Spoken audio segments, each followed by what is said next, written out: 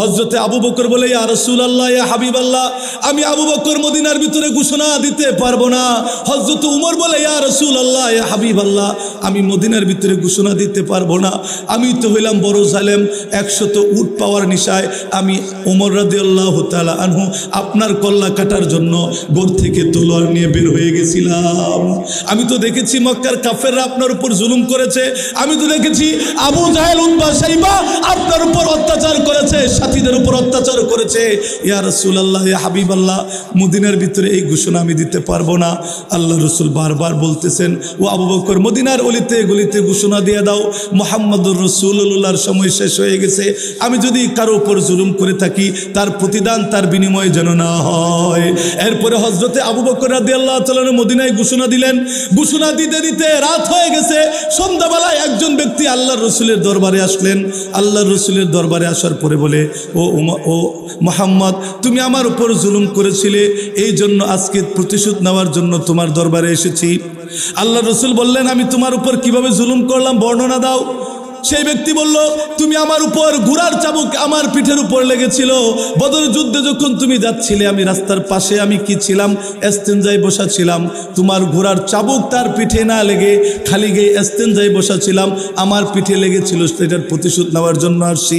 এই বলে আল্লাহর রাসূল সাথে একটা ঝাড়ু ছিল বিছানার, সেটা হাতে দিলেন। এমত অবস্থায় সাহাবায়ে কেরাম তাকিয়ে আছেন, কোনো কথা বলেন না। হযরত আবু বকর বলে, ও কাফের, মৃত্যু সজ্জায় আমার নবীর উপর তুমি আঘাত করো না। আমি তো হইলাম তার সফরের সাথী, মুসাফির। আমি দেখেছি দিন কায়েমের জন্য, ইসলামের জন্য আমার রাসূল কতটুকু ধৈর্য ধারণ করেছেন, কতটুকু জুলুমের শিকার হয়েছেন। আমি আবু বকর সাক্ষী, তোমরা আমার নবীর উপর মৃত্যু সজ্জায় জুলুম করো না, এর বিনিময়ে তুমি আমার পিঠে আঘাত করো। হযরতে উমর রাদিয়াল্লাহু তাআলা আনহু বললেন, ও কাফের, আমি তো সেই ব্যক্তি আল্লাহ রাসূলের কাল্লা কাটার জন্য গিয়েছিলাম। আমি তো ওই ব্যক্তি ইসলাম ধর্ম গ্রহণ করার পরে সাহাবায়ে কেরামদেরকে নিয়ে মক্কার ছাদে, কাবা ঘরের ছাদে সালাত আদায় করেছিলাম। এই আবু উমর এখনো এখানে দাঁড়িয়ে আছে। আল্লাহর রাসূলের পিঠে যদি আঘাত হয়, তাহলে আমি উমর তোমার কল্লাটা তোমার দেহের সাথে রাখবো না। এই বলে যখন বারবার পিরাপিরি চলতেছে, আল্লাহ রাসূল বললেন, তোমরা সঠিক হয়ে যাও, চুপ করো। এরপরে আল্লাহ রাসূল বলেন, ও ব্যক্তি, তুমি আমার উপর আঘাত করো। সেই সাহাবীর নাম হলো আক্কাস রাদিয়াল্লাহু তাআলা আনহু। তখনও মুসলমান হন নাই। আল্লাহর রাসূলের সাথে একটু করার জন্য, আপনার উসিলা তালাশ করার জন্য উনি মিথ্যার একটু আশ্রয় নিয়েছেন।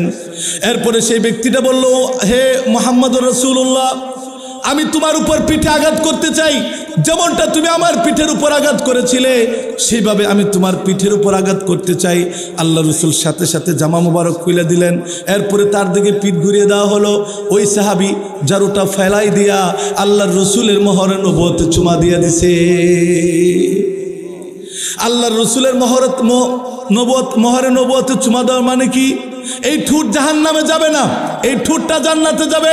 যে ব্যক্তি আল্লাহর রাসূলের মোহরে নবুয়তে তাকাবে, সেই চক্ষুটা জান্নাতে যাবে। যে ব্যক্তি আল্লাহর রাসূলের মোহরে নবুয়তে স্পর্শ করবে, তার হাত জান্নাতে যাবে। এরপরে সাহাবী বলে, ইয়া রাসূলুল্লাহ, ইয়া হাবিবাল্লাহ, আসলে আপনি আমার পিঠে কোনো আঘাত করেন নাই। দীর্ঘদিন যাবত আমি সুযোগ সন্ধানে খুঁজতেছিলাম। আপনি ঘোষণা দিয়েছেন, কাফেরদের যেখানে পাওয়া হবে সেখানে হত্যা করা হবে, মুশরিককে যেখানে পাওয়া হবে সেখানেই কতল করা হবে। দিনের বেলায় আমি পলায়ে থাকি, গোপনে থাকি, রাতের বেলায় আপনার দরবারে আসতে চাই, কিন্তু সাহাবায়ে কেরামের কারণে আপনার দরবারে আসতে পারি না। যখন হযরতে আবু বকর মদিনায় ঘোষণা দিয়েছে, তখন আমি ভাবলাম এর চেয়ে উত্তম সুযোগ আমার হতে পারে না। আজকে আমি মুহাম্মদের সামনে যাব। এই বলে আমি আপনার কাছে চলে এসেছি প্রতিশোধ নেওয়ার জন্য নয়। আপনি আমার পিঠে কোনো আঘাত করেন নাই। আমি মসজিদে নববীর পাশে পলাতক ছিলাম।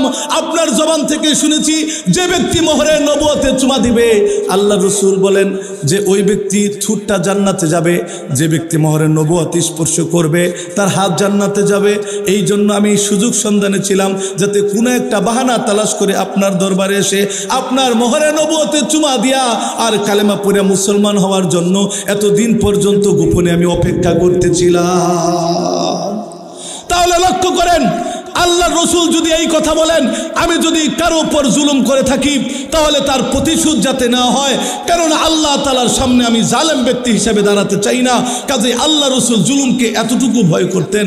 আর সেই নবীর উম্মত হয়ে যারা ক্ষমতার জন্য, টাকার জন্য এতদিন পর্যন্ত আলেমদের উপর নির্যাতন করেছিলাম, বর্বর নির্যাতন করে কারো মায়ের বুক খালি করেছিলাম, কারো স্বামীকে খালি করে দিয়েছিলাম, স্ত্রীর বুকে আর ফিরে যেতে পারে নাই, যারা এতিম সন্তান থেকে শুরু করে নাবালক সন্তানদের উপর এতদিন পর্যন্ত যারা টর্চার করেছিল, আয়না করে রেখে বঙ্গভবনে গণকবর দিয়ে যারা এতদিন পর্যন্ত এদেশের মানুষের কথা বলার স্বাধীনতা হরণ করেছে, বেঁচে থাকার স্বাধীনতার হরণ করেছে, কাল কিয়ামতের ময়দানে এরা আল্লাহ তাআলার সামনে কিভাবে মুখটা দেখাবে, ঠিক কিনা বলে? কিভাবে দেখাবে এই মুখ? সবগুলোই বাদ দিলাম। উলামায়ে কেরাম হলেন ইসলামের ধারক বাহক। কোন উলামায়ে কেরামকে ছাড় দেয়নি। এদেশের মানুষ আলেমদেরকে ভালোবাসে, এদেশের মানুষ ধর্ম নিয়ে বেঁচে থাকতে চায়, এদেশের মানুষ হালাল হারামের তমিজ নিয়ে পৃথিবীতে বেঁচে থাকতে চায়। আওয়ামী লীগ বুঝি না, বিএনপি বুঝি না, জাতীয় পার্টি বুঝি না, আমরা মুসলমান হয়ে মুসলমানের এই দেশে ইসলামী হুকুমত বাস্তবায়নের জন্য চেষ্টা করা এটা সকলের জন্য ফরজে আইন। কিন্তু আমরা আছি অন্য দল নিয়ে। যদি দিন কায়েমের কথা বলা হয়, যদি বলা হয় এটা মুসলমানের দেশ, এই দেশে ইসলামী রাষ্ট্র কায়েম করার জন্য আলেমদেরকে নেতৃত্বের মাধ্যমে আলেমরা এদেশে নির্বাচন করবে, আলেমরা ইসলামী খেলাফত বাস্তবায়নের জন্য বিভিন্ন ইসলামী দল নিয়ে রাজনীতি করবে, এটা তাদের গণতান্ত্রিক অধিকার, এটা সারা বিশ্বের অধিকার।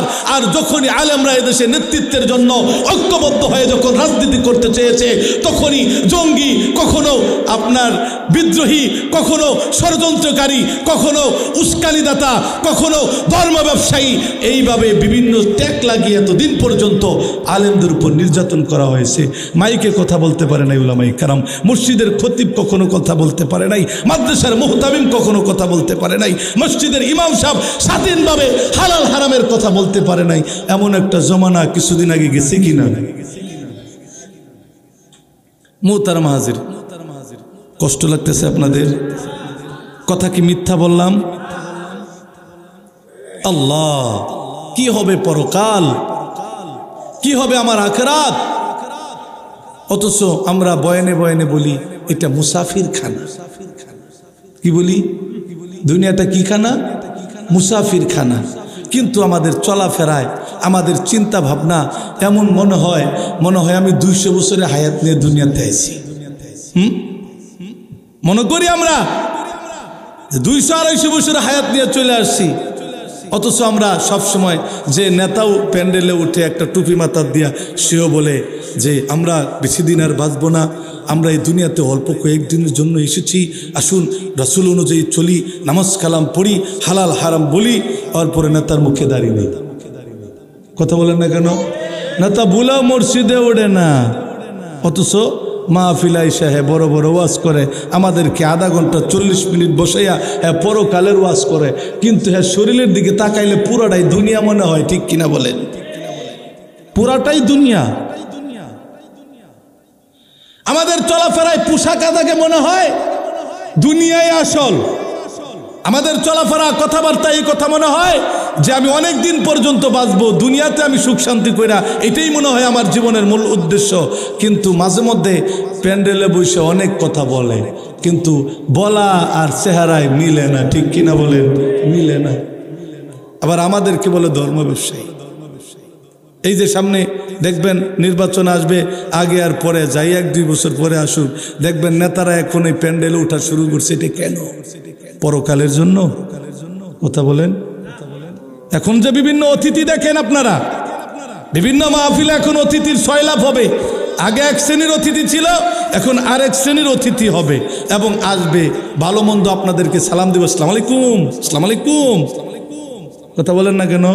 আসসালামু আলাইকুম, ভালো আছেন হুজুর? সম্মানিত উলিমায়ে কেরাম, উলামায়ে কেরাম বলতে পারেন, সম্মানিত উলিমায়ে কেরাম।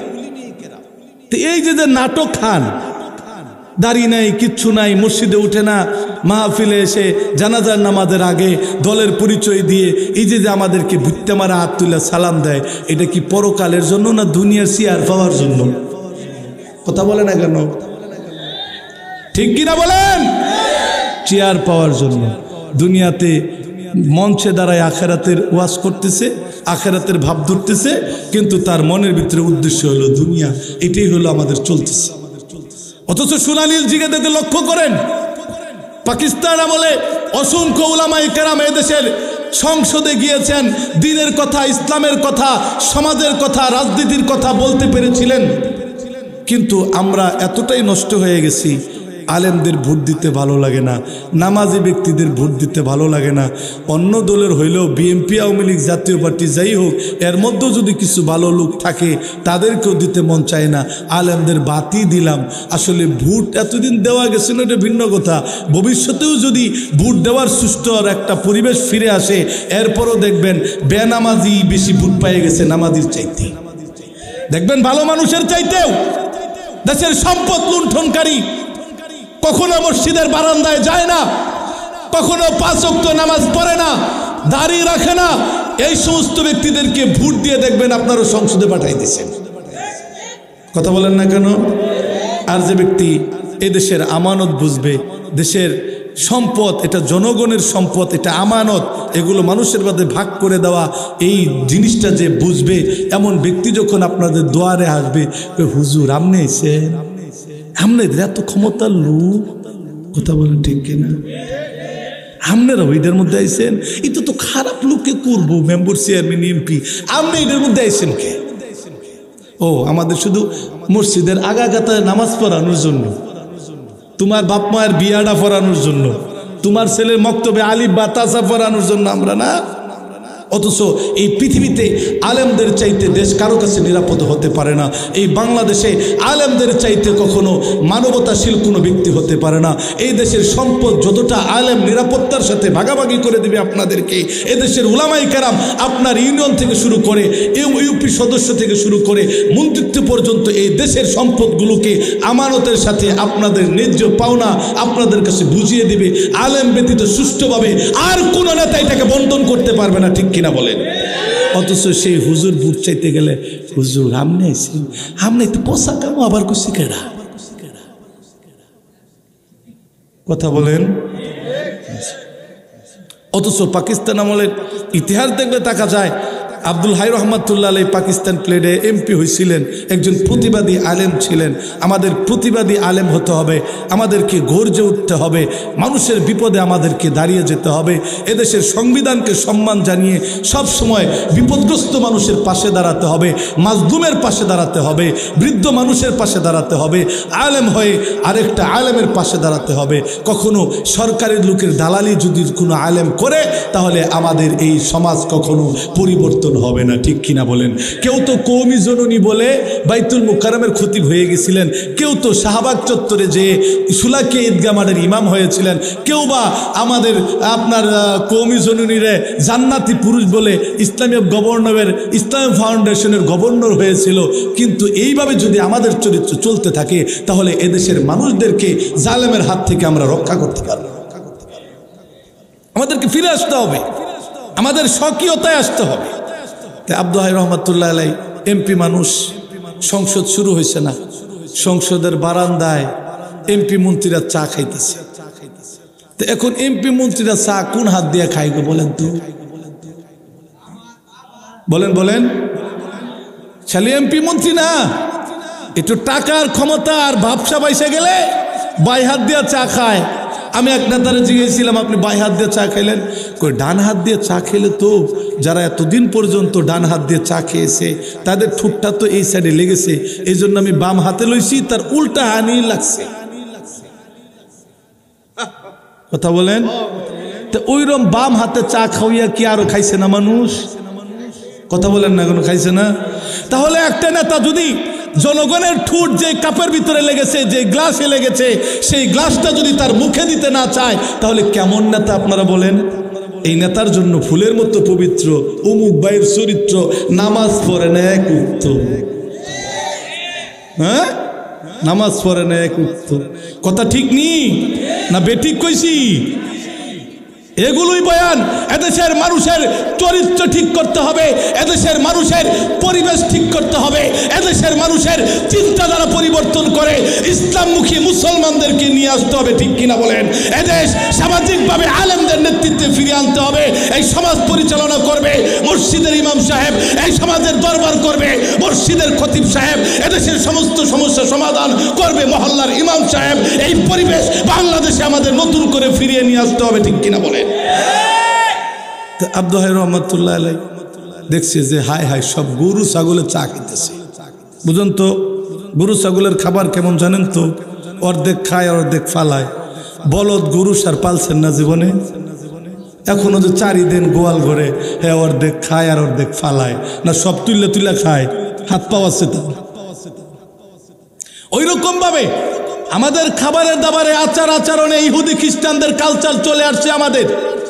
আমাদের চলাফেরায় কথাবার্তায় পোশাকে খাবার দাবারে ইহুদি খ্রিস্টানের চরিত্র আমাদের দেহের ভিতরে রন্ধে রন্ধে ঢুকে গেছে, ঠিক কিনা বলেন?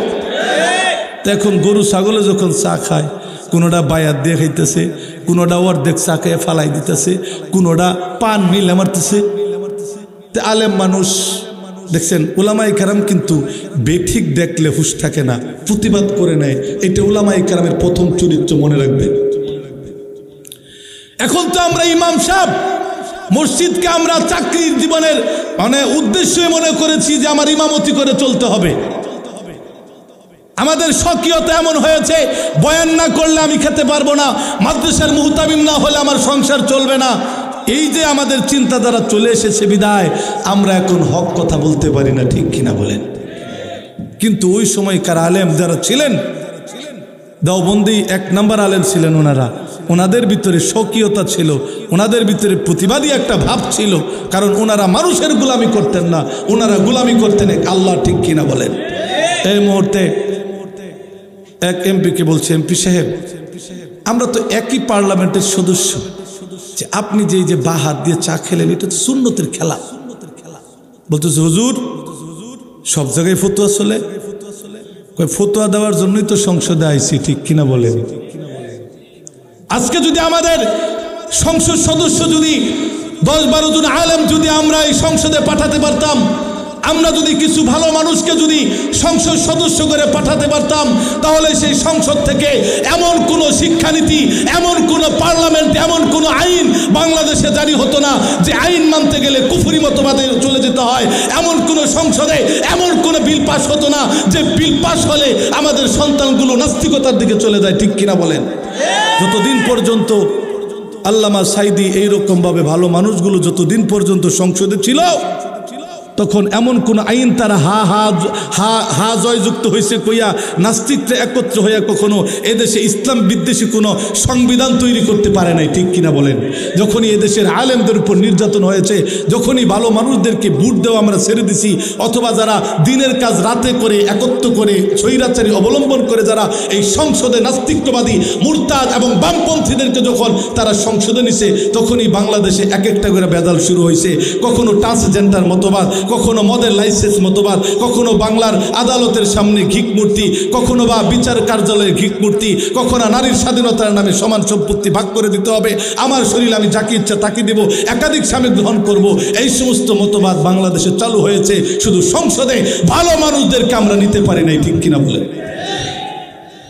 এবার বলতেছে কই হুজুর সব জায়গায় ফতোয়া দিয়েন না, বাম হাতও আল্লাহ তাআলাই সৃষ্টি করছে, ডান হাতও আল্লাহ তাআলাই সৃষ্টি করছে। বুঝতে পারতেছেন তো? ডান হাতও কি করছে? আল্লাহ তাআলা সৃষ্টি করছে, বাম হাতও আল্লাহ তাআলা সৃষ্টি করছে। কাজেই বাম হাত দিয়ে আজকে খাইলাম, কালকে ডান হাত দিয়ে খাবো, এটা ফতোয়ার কি আছে? যুক্তি মেরে দিছে। তো হুজুর বলছে যে এই ওয়াজ চলতো না, আসলে ওয়াজ জায়গা মতো দিতে হবে। তো পরবর্তী মাসে যখন আবার সংসদ চালু হয়েছে, পরবর্তী মাসে তো আবার তারা ওই জায়গায় বসে রয়েছে, এখনো সংসদের দরজা খুলে নাই। 10-12 মিনিট আগে যাইয়া সংসদের আশপাশে ঘোরাফেরা করতেছে, বসে আড্ডা মারতেছে। তো এই মুহূর্তে এক সংসদ সদস্য বলতেছে আসসালামু আলাইকুম। বুঝলেন তো সালামটা কি? সালাম দিছে আসসালামু আলাইকুম, সালাম আলাইকুম। এটা সালাম হইছে না টিটকারি? সালাম তো হবে আসসালামু আলাইকুম, আসসালামু আলাইকুম। তো যখন হুজুর আসসালামু আলাইকুম কইছে, হুজুর বাই ঠেঙ্গাঙ্গাই কই ওয়ালাইকুম আসসালাম। কি করছে? বাই ঠেঙ্গাঙ্গাই কইছে কি ওয়ালাইকুম আসসালাম। হুজুর আপনার এত বড় স্পর্ধা, আপনি সালাম দিলাম আমি আপনাকে রাসূলের সুন্নত, তাই আপনি বাম পা তুইলাম না সালামের উত্তর নিলেন।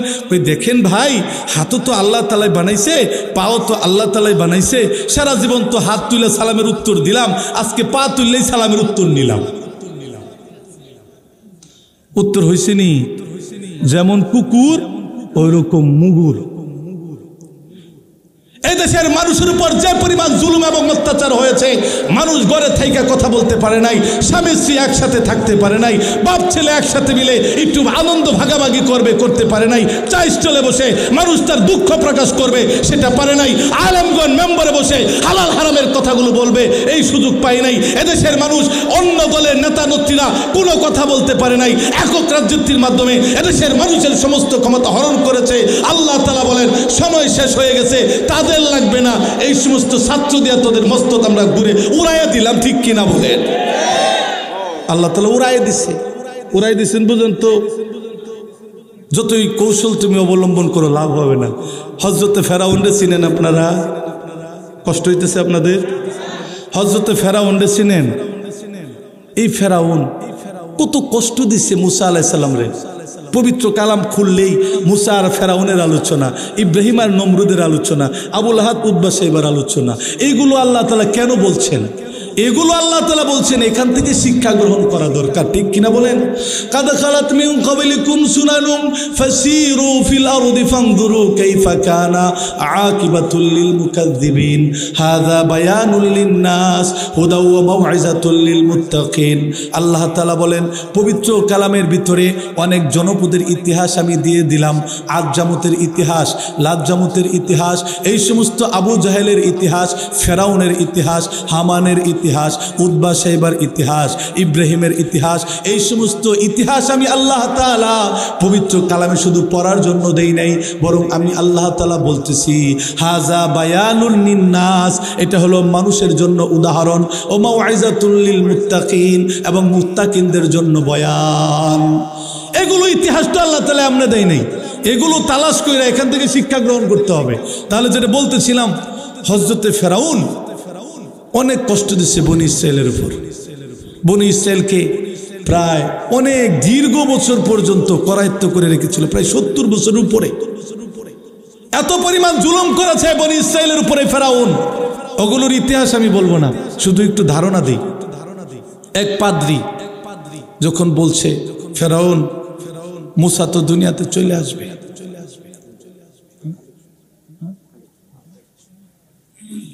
যে মুসা তো দুনিয়াতে চলে আসবে, ফেরাউন বলতেছে কিভাবে আসবে? কয় এই কিছুদিনের ভিতরেই আমাদের তাওরাত কিতাবের ভিতরে আছে যে এই ক্লান্তি লগ্নি এমন একটা ছেলে দুনিয়াতে আসবে, তার নাম হবে মুসা। আইসা তোমার রাজত্ব সব খান খান করে দিব, সব একদম ধ্বংস করে দিব, বনে ইসরায়েলরা স্বাধীনতা পাবে, এক আল্লাহর ইবাদত বন্দুকি করবে, তোমাকে প্রভু হিসাবে মানবে না, এমন একটা সময় চলে আসতেছে।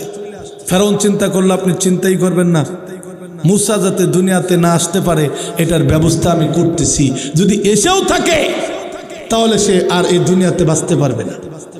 উনি ওনার মন্ত্রী পরিষদদেরকে বৈঠক ডাকলেন, ডাকার পরে এই সিদ্ধান্তে উপনীত হলেন, আমার সেনাবাহিনীরা শুনো, যে জায়গায় ছোট ছোট ছেলে বাচ্চা পাবে তাদেরকে হত্যা করবে, যে সমস্ত মাদের পেটে বাচ্চা আছে বিভিন্ন গর্ত খনন করে ধাত্রী নিযুক্ত করে তাদের পেটে লাথি মেরে গর্ভপাত করিয়ে যদি ছেলে সন্তান হয় তাহলে গর্তের ভিতরে ফেলে দিবে, আর যদি মেয়ে সন্তান জীবিত হয় তাহলে তাকে বাঁচিয়ে রাখবে। আর অনির্দিষ্টকালের জন্য আমি সেনাবাহিনীকে বন্ধ করে দিলাম, তাদের কোনো ছুটি নাই। কেন?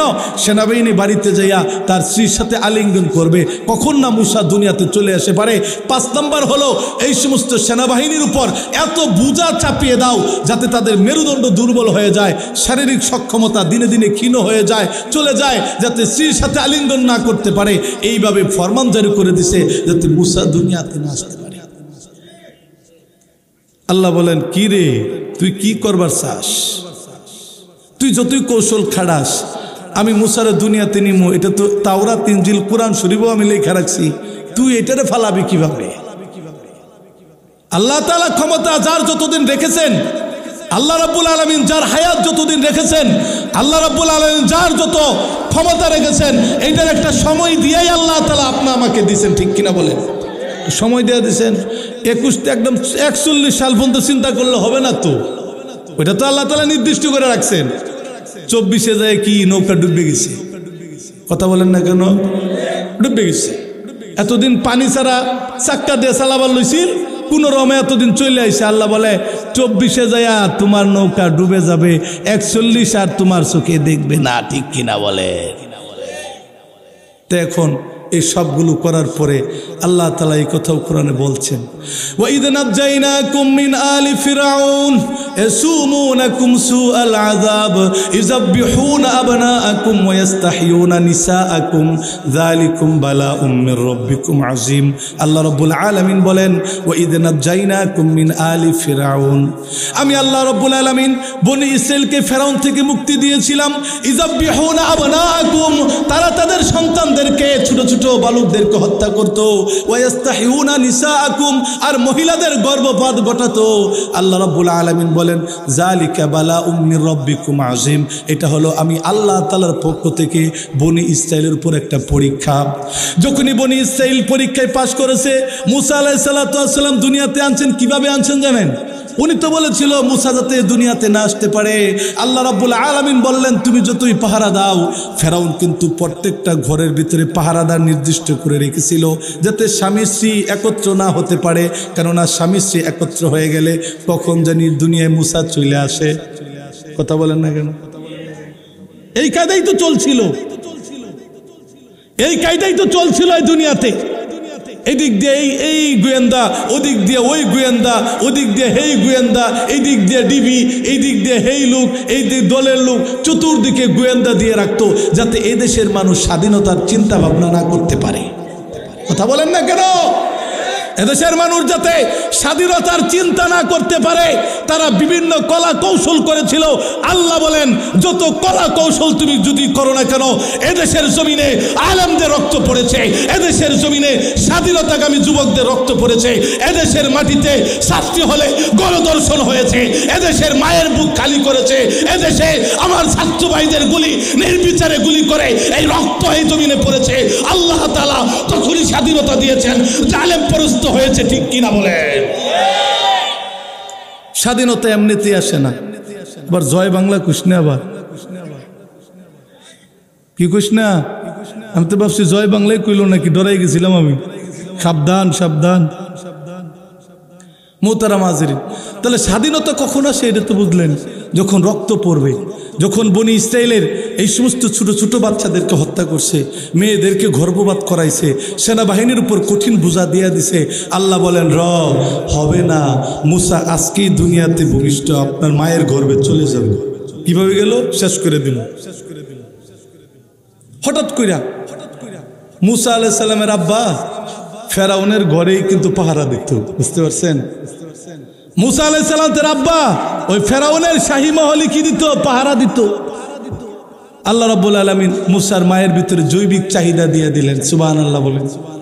যখন জৈবিক চাহিদা আসে তখন কিন্তু মানুষের হুঁশ থাকে না। জৈবিক চাহিদা তো বোঝেন, প্রস্রাবে ধরছে, এমন প্রস্রাবে ধরছে, ইসলাম গাড়িতে উঠছেন, এমন ধরাই ধরছে, এখন কি মানবে? কথা বলে না কেন? হয় পলিটিকে প্রস্রাব করুন লাগবো, নাহলে গাড়ি থামাও। এমন পায়খানায়, মানে খাস বাংলায় কই, হাগু এমন চাপা দিছে, এখন বাঘের বয় নাই, বৃষ্টির বয় নাই। যদি এরোপ্লেনেও থাকে ওখানেই কাপ সারতে হবে। ঠিক এরকম ভাবে ওই চাহিদাটা বললাম না, ছোট পোলাপান আছে, ওইটা যখন মাথায় চাপে তখন আর হুঁশ থাকে না, ঠিক কিনা বলে?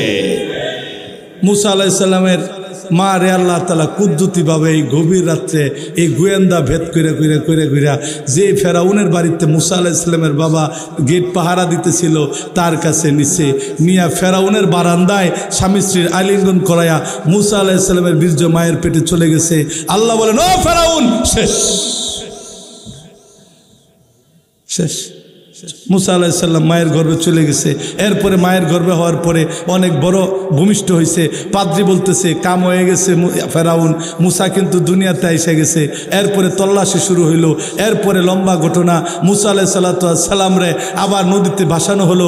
আল্লাহ তাআলা মুসার মাকে সুসংবাদ দিলেন, তুমি চিন্তা করো না যে মুসাকে মারার জন্য ফেরাউন এত কৌলা কৌশল করেছে, এরপরেও আমি মুসাকে বাঁচায় রাখছি। মায়ের গর্ভে এনে তাকে লালন পালন করিয়ে দুনিয়াতে এনেছি। আমি আল্লাহ তাআলা ওই ফেরাউনের ঘরে তাকে লালন পালন করাবো, তাকেই চর খাওয়াবো, এবং তার ঘরেই তুমি যে দুধ পান করায় আসবা, মুসা তার ঘরেই লালন পালন হবে। আবার এই মুসার মাধ্যমেই ফেরাউনের রাজত্ব শেষ হবে। ঠিক এরকমভাবে যারা এতদিন পর্যন্ত কলা কৌশল করেছিল, আল্লাহ রাব্বুল আলামিন বলেন যতই সতর্ক হও না কেন, মাজলুমদেরকে তোমাদের দলের ভিতরে ঢুকাইয়া তোমাদের স্বাধীনতা ভেঙে তাদের স্বাধীনতা আমি অর্জন করে দিয়েছি। ঠিক কিনা বলেন? বুঝতেছেন আলোচনা? বোঝার মধ্যে কষ্ট হইতেছে না? হালকা হালকা বুঝতেছেন কি কইতাছি? হ্যাঁ, বুঝতেছেন না? না একটু একটু বুঝতেছেন কি কভার চাইতেছি আমি? মানে কভার চাইতেছি খাস বাংলা কই, মালতীপুরের মানুষ তো, যে স্বাধীনতা আসলে আল্লাহ বিজয় দিলে কোনো ষড়যন্ত্রই টিকে না। ঠিক কিনা বলে? মুহতারাম হাজিরিন, লম্বা ঘটনা। এখন ফেরাউনের সময় শেষ। মুসা আলাইহিস সালাম এবং তার বনি ইসরাইলদেরকে তারা করেছে পিছনে। লম্বা শেষ করে আমি চলে আসতেছি, এইদিকে চলতেছি। মুসা আলাইহিস সালাম বনি ইসরাইলকে নিয়ে বের হয়ে গেছেন। এখন আল্লাহ রাব্বুল আলামিন তাদেরকে স্বাধীনতা দান করবেন। আল্লাহ রাব্বুল আলামিন বললেন নদী তোমার সামনে এসে গেছে, তুমি ভয় করো না, আমি আল্লাহ রাব্বুল আলামিন স্বাধীনতা দান করি। তুমি স্বাধীনতার দ্বার প্রান্তে চলে এসেছো। অনেক দিন পর্যন্ত নির্যাতনের শিকার হয়েছো। বনে ইসরাইল মা হারিয়েছে, সন্তান হারিয়েছে, দেশ ত্যাগ করতে হয়েছে। নদীর সামনে এসেছে, তুমি আল্লাহর হুকুমে নদীর ভিতরে বাড়ি দাও, নদী তোমার জন্য রাস্তা হয়ে যাবে। সুবহানাল্লাহ বলেন। হযরত মুসা আলাইহিস সালাম নদীতে বাড়ি দিলেন, রাস্তা হয়ে গেল। মাঝখান থেকে আস্তে আস্তে পার হয়ে গেল। ফেরাউনের দলবল নিয়ে এসে চিন্তা করতেছে নামমু কি নামতাম না, নামমু কি নামতাম না। আল্লাহ রাব্বুল আলামিন বললেন যে না, সময় ওভার, সময় শেষ। আমি আল্লাহ তাআলা পানিতে তোমারে ডুবাই ডুবাই মারবো। হযরতে ফেরাউন নদীর মাঝখানে চলে গেছে, পানি মিশে গেছে। না তো একবার উপরে যায় আবার নিচে নামে, পানি খায় আবার উপরে যায় আবার নিচে নামে। এইভাবে যখন পানি খাইতে খাইতে ঠুসকা মাছের মতো হয়ে গেছে, এই পর্যায়ে বইলা গেছে আমার সময় শেষ, আমার সময় শেষ। এবার চিন্তা করে আমার সময় শেষ যে হয়ে গেল, এখন সংবিধান সম্মেলনেও তো আমার দুম আসতে চায় না।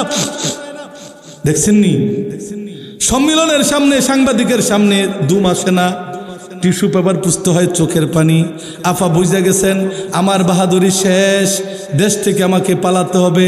আল্লাহ তাআলা এতদিন ছাড় দিচ্ছেন, ছেড়ে দেয় নাই, আমার সময় শেষ। এখন আর শ্বাস প্রশ্বাস টানতে পারে, কথা কয় না। এবার বলে বঙ্গভবনের দরজা খোলা আছে, যে কোনো সময় তো আমার সাথে কথা বলতে পারে। ঠিক কিনা বলেন? ছাত্ররা বলে এই সময় শেষ, বঙ্গভবনে আর বঙ্গভবনে কথা হবে না।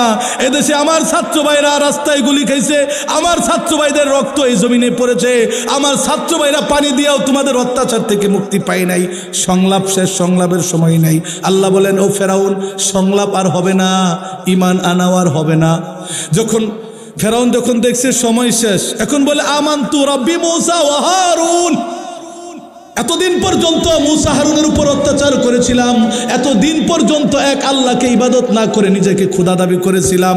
এখন আমার সময় শেষ হয়ে গেছে, সময়ের আগে তওবাটা পড়ে আলাই। কথা বলে না কেন?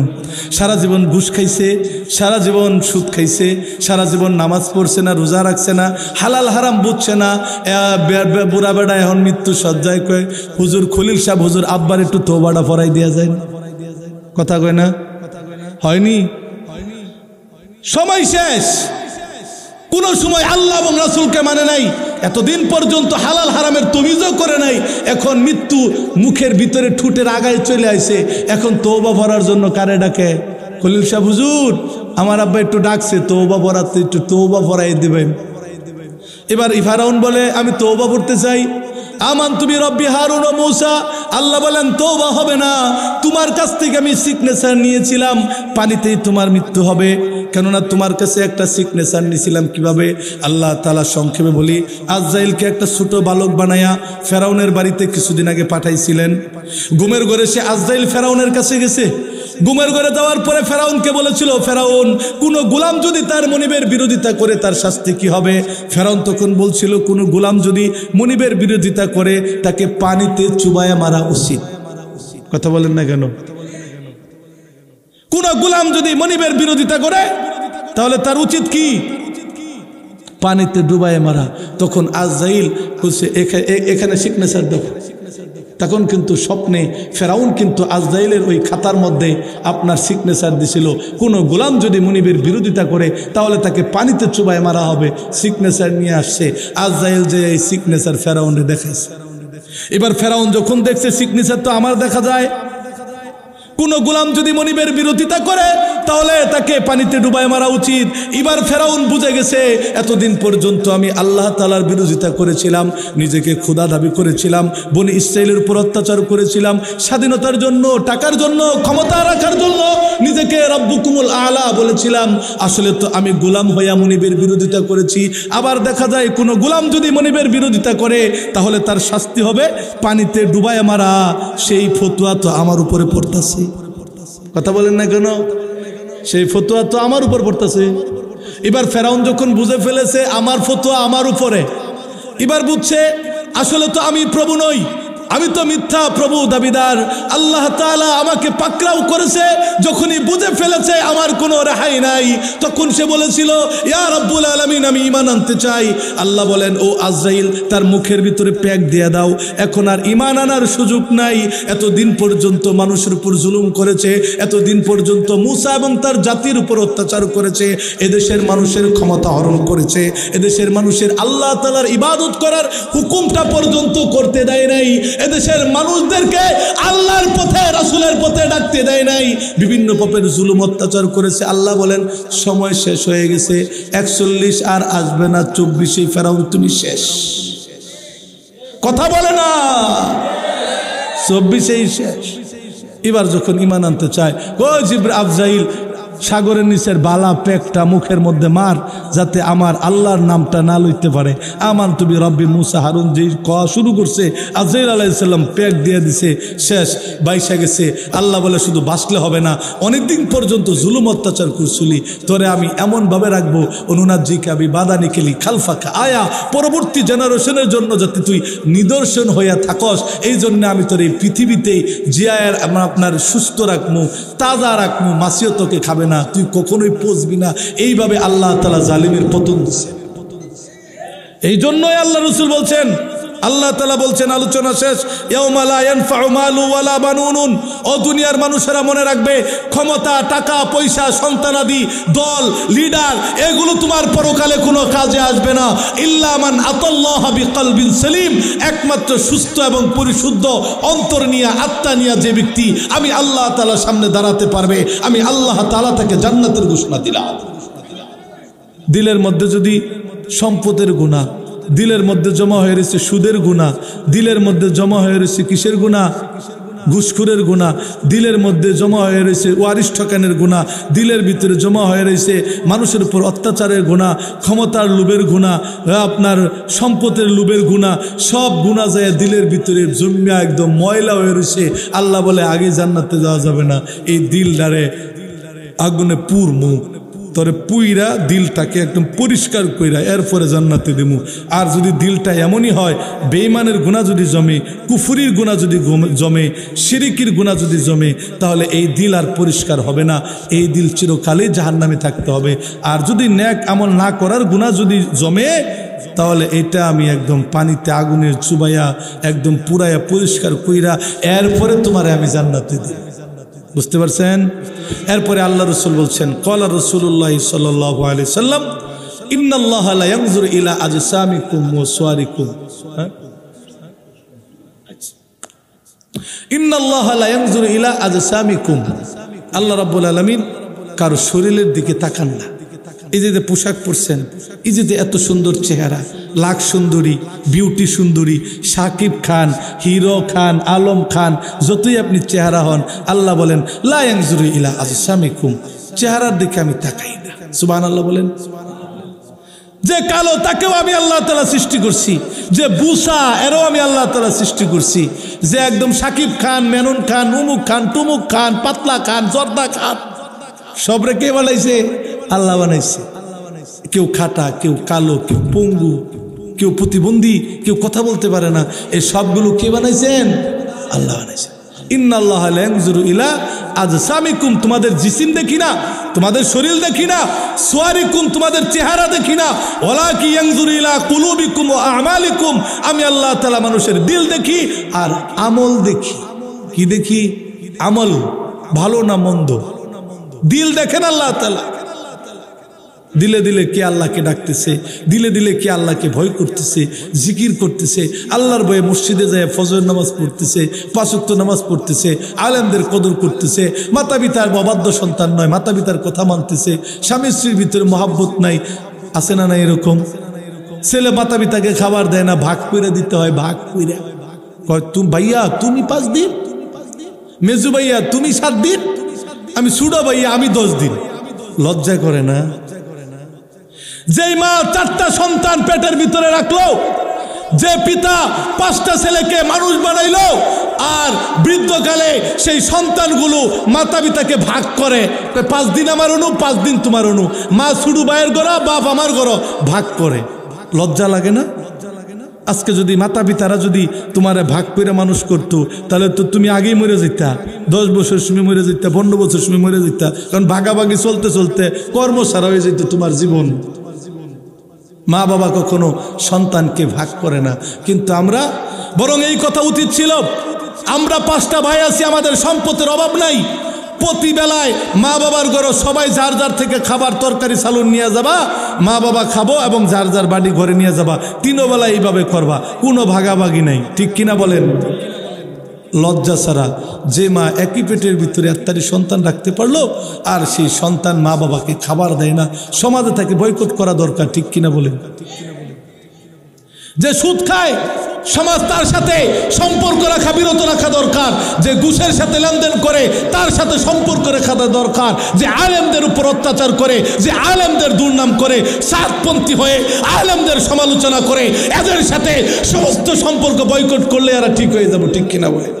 তারা ঠিক হয়ে যাইতো এতদিন। মুহতারাম হাজিরিন, মাতা পিতার বদদোয়া যদি লাগে, তাহলে তোমার সম্পদ, তোমার সুস্থতা, তোমার ব্যাংক ব্যালেন্স বেশি দিন থাকবে না, যদি মাতা পিতার বদদোয়া লেগে যায়। আর মাতা পিতা মারা গেছে, আচ্ছা কত বছর ধরে মারা গেছে, মাতা পিতাকে স্মরণও করে না, মাতা পিতার কবরটাও জিয়ারত করে না, মাতা পিতার জন্য কিছু দান সদকাও করে না, এইরকম কপাল পুরা মুসলমানের সন্তান নাই? আছে। অথচ এই মা তোমাকে সম্পদ দিল, এই বাবা তোমাকে ঘরবাড়ি দিয়ে গেল, এই বাবা তোমাকে 3 তলা বাসা দিয়ে গেল, এই মা তোমাকে পেনশনের টাকা দিয়ে গেল, অথচ সেই বাবা মা দুনিয়া থেকে চলে গেছে, তার জন্য 20টা টাকা, 100টা টাকা, 500টা টাকা দান করতে পারো না। ঠিক কিনা বলেন? আছে না এরকম? মাদ্রাসা মসজিদের জন্য চাইলে তার কলজা ফাইটটা যায়, অথচ কত কোটি কোটি টাকা, এই 1 শতাংশ এখানে 20 লাখ টাকা, 25 লাখ টাকা শতাংশ এই জমিন আমার বাবা মা কত কষ্ট করে এগুলো কিনে আমাদেরকে দিয়ে গেছে। আমাদের তো ওই সামর্থ্য নাই এখানে 1 শতাংশ জমিন 20 লাখ টাকা দিয়ে কিনবো, অথচ আমার বাবা রিক্সা চালিয়ে কল্প বেতনের চাকরি করে না খেয়ে টাকা জমায়া জমায়া আমার 1 শতাংশ 3 শতাংশ জমিন রেখে দিছে, আর সেখানে আমি 5 তলা বিল্ডিং পেরা বাহাদুরি করি। আছে না? অথচ মাতা পিতার জন্য হয় না।